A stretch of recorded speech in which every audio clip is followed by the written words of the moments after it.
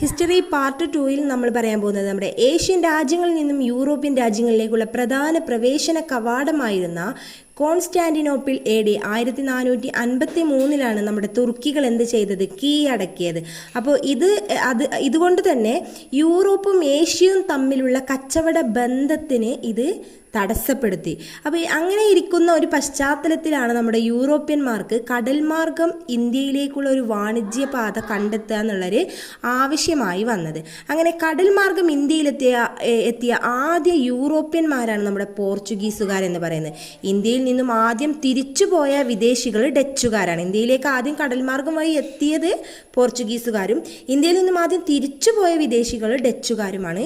ഇന്ത്യയിൽ ആധിപത്യം സ്ഥാപിച്ച യൂറോപ്യന്മാരുടെ ക്രമം പറയുകയാണെങ്കിൽ പോഡ ബീഫെ എന്നുള്ളൊരു ഇത് നമുക്കതിൽ മനസ്സിലാക്കി വെക്കാം. അതായത് പോർച്ചുഗീസ്, ഡച്ച്